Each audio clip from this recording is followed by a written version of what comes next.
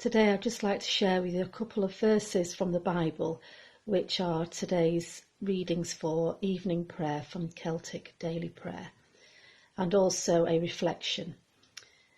This morning I was out on my dog walk, and it was an absolutely beautiful morning, as it has been today. The sun has been out and it was glorious, and I was quite on my own walking along a field when I just saw in the grass just this small patch of daisies, barely a foot wide, and it was really strange because there was no other daisies around at all in the grass. The field was just clear of any other flowers.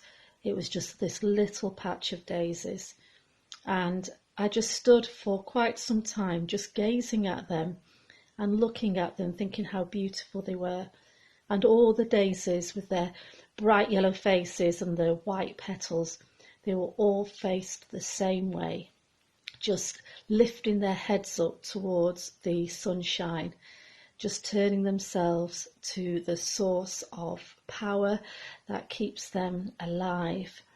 And I just reflected to myself how much we need to, perhaps especially in these times, to turn our face to the sun. Not only just the physical sun, which helps us to process vitamin D and is healthy and good for us, but also to the Son of man, the Son of God, Jesus Christ, to turn our heads and our faces to him and just bask in his glory and his love. And taking time, like I did this morning, just to contemplate, just to stand and look at something so small in nature, really helped to settle my soul.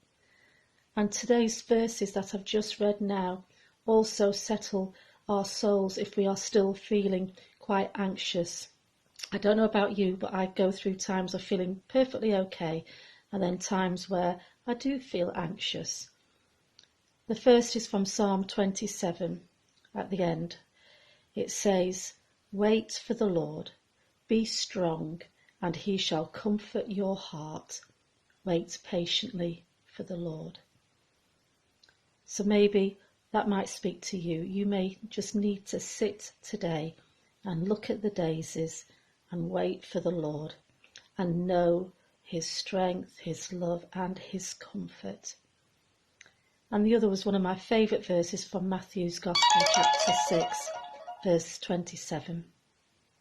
"Can any of you, by worrying, add one single cubit to your span of life?" If you are worrying about something in particular or not, it's not healthy. And although it's an obvious response for us to worry, Jesus is saying, what's the point? It can't add to your life. Just sit with me. And this reflection is wonderful. This is by Wendell Berry, and it's called "The Peace of Wild Things." And it says, "When despair for the world grows in me, and I wake in the night at the least sound, in fear of what my life and my children's lives may be, I go and lie down where the wood drake rests in his beauty on the water, and the great heron feeds. I come into the peace of wild things, who do not tax their lives with forethought of grief. I come into the presence of still water, and I feel above me the day-blind stars, waiting for their light. For a time I rest in the grace of the world, and am free." Amen.